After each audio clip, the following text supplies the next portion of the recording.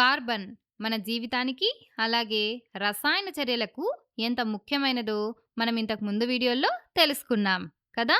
Organic chemistry అనే ఒక ప్రత్యేక విభాగమే కార్బన్ సమ్మేళనాల గురించి అధ్యయనం చేయడానికి ఉందంటే ఇది ఎంత ఆసక్తికరమైనదో మనం అర్థం చేసుకోవచ్చు.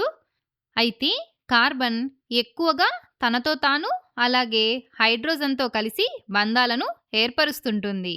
వీటిలో కేవలం కార్బన్ మరియు హైడ్రోజన్ పరమాణువులతో మాత్రమే ఏర్పడే అణువులు ఒక ప్రత్యేకమైన తరగతికి చెందుతాయి. వాటికి మనం ఒక చక్కటి పేరును కూడా పెట్టుకున్నాం. అదే హైడ్రోకార్బన్లు. దీని పేరులోనే ఉంది కదా, ఇందులో హైడ్రోజన్ మరియు కార్బన్ మాత్రమే ఉంటాయి.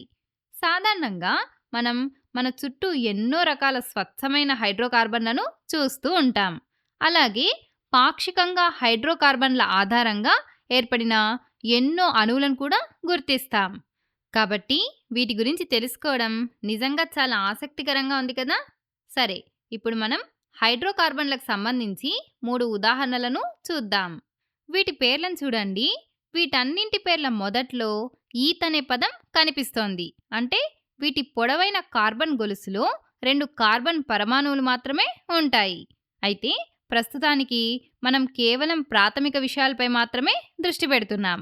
కాబట్టి వీటికి పేర్లు ఎలా పెట్టాలనే లోతైన అంశాలను ఇప్పుడు చర్చించడం లేదు. ముందు ముందు ఆర్గానిక్ కెమిస్ట్రీ గురించి మరింత వివరంగా నేర్చుకునేటప్పుడు ఈ నామకరణ విధానం గురించి మీకు బాగా అర్థమవుతుంది. ప్రస్తుతానికి వీటి పొడవైన కార్బన్ గొలుసులో 2 కార్బన్లు ఉండడం వల్ల వీటి పేర్ల ముందు ఈథ్ అనే పదం వస్తుందని గుర్తుపెట్టుకుందాం. కానీ వీటి పేర్ల చివర చూడండి, అన్నీ వేరువేరుగా ఉన్నాయి కదా. ఇప్పుడు మనం దీని వెనుక ఉన్నటువంటి కారణాన్ని తెలుసుకుందాం. మొదటి ఉదాహరణ చూడండి. ఇందులో కార్బన్ల మధ్య కేవలం ఏకబంధం సింగిల్ బాండ్ మాత్రమే ఉంది. కాబట్టి దీని పేరు చివరన ఏనని రాస్తాం. అందుకే దీని పేరు ఈథేన్ అయింది. తర్వాత రెండవ ఉదాహరణలో కార్బన్ల మధ్య ద్విబంధం డబుల్ బాండ్ ఉంది. ఈ విధంగా కార్బన్ గొలుసులో కనీసం ఒక ద్విబంధం ఉన్నా సరే దాని పేరు చివరన ఈనని రాస్తాం. కాబట్టి దీని పేరు ఈథీన్. ఇక మూడవ ఉదాహరణలో ఒక త్రిబంధం ట్రిపుల్ బాండ్ ఉండడం వల్ల దాని పేరు చివరన ఐన్ అని వస్తుంది. అందుకే దీన్ని ఈథైన్ అని అంటాం. ఇంకా సాధారణంగా చెప్పాలంటే ఎటువంటి ద్విబంధాలు లేదా త్రిబంధాలు లేని కార్బన్ గొలుసులను ఆల్కేన్ అని అంటారు. ఇక్కడ ఈథేన్ అనేది 2 కార్బన్లు ఉన్న ఒక ప్రత్యేకమైనటువంటి ఆల్కేన్. అంటే ఇది ఎటువంటి ద్విబంధాలు లేదా త్రిబంధాలు కలిగి లేదు. అందుకే దీని పేరు చివరన ఏనని ఉంది. ఇలా కాకుండా కనీసం ఒక్క ద్విబంధం ఉన్నా సరే దాన్ని సాధారణంగా ఆల్కిన్ అని అంటారు.